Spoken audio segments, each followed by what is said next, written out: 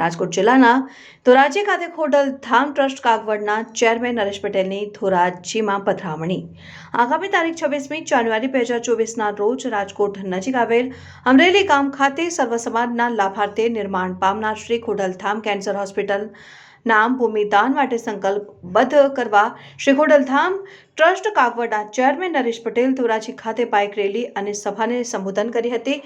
શ્રી લેવા પટેલ કેળવણી મંડળ ટ્રસ્ટના પટાંગણમાં ખોડલધામ કાગવડ ટ્રસ્ટના ચેરમેન નરેશ પટેલે ઉપસ્થિત મેદનીને સંબોધતા જણાવ્યું હતું કે ખોડલધામ ટ્રસ્ટ અને હંમેશા માટે લોકોના આરોગ્યની સુખાકારી માટે ચિંતિત હોય છે, ત્યારે ખોડલધામ ટ્રસ્ટ દ્વારા નિર્માણ પામનાર ખોડલધામ કેન્સર હોસ્પિટલમાં દરેક સમાજના લોકોને કોઈપણ જાતિના ભેદભાવ વગર કેન્સરની સારવાર મળી રહે તે માટે ભૂમિદાન સંકલ્પબદ્ધ કરવા માટેની નેમ લેવામાં આવી છે। ત્યારે ધોરાજી ખાતે લોકોમાં પણ ખૂબ જ સારું સહકાર મળ્યું છે અને વધુમાં જણાવ્યું હતું કે અયોધ્યા ખાતે નિર્માણ પામેલ રામ મંદિર જે હિન્દુઓની આસ્થાનું પ્રતીક છે, જેમાં પણ જે હિન્દુઓ જોડાય છે એ એક આસ્થાની વાત છે।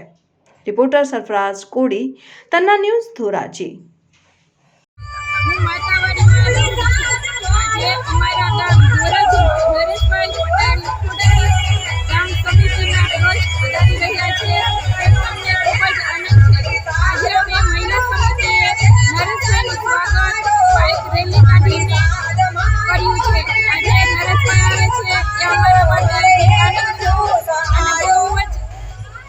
હર્ષનો વિષય છે।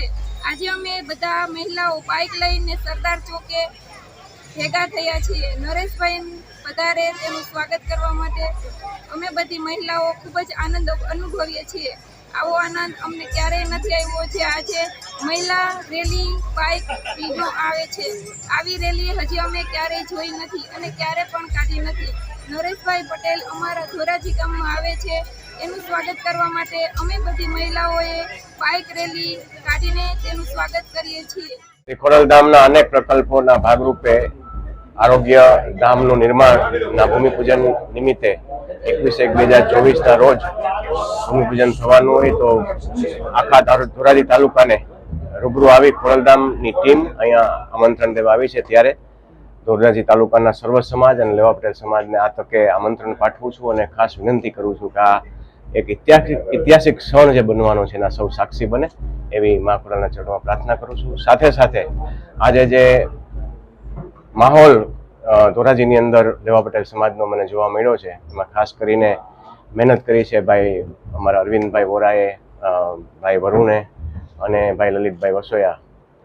તો જે માહોલ આમ તો રેલી સ્વરૂપે ઘણી રેલીઓ મેં જોઈ છે, પણ પ્રથમ રેલી મહિલા રેલી મેં પ્રથમ જોઈ છે ને ત્યારે આખી ટીમને મારા લાખ લાખ અભિનંદન આપું છું। સાથે સાથે જયેશભાઈ પણ સાથે છે, ધારાસભ્ય શ્રી જેતપુર, એનો પણ આભાર માનું છું અને ખાસ કરીને ખોડલધામ ચોક અને ખોડલધામ કાર્યાલયનું આજે ઓપનિંગ થયું છે એ પણ ખૂબ બિરદાવવા લાયક છે। ત્યારે પણ આ બધાને ખૂબ ખૂબ વંદન સાથે અભિનંદન પાઠવું છું। જય મા। હાલ જે રામ મંદિર બની રહ્યું છે એ બાબતમાં શું કહેશો તમે?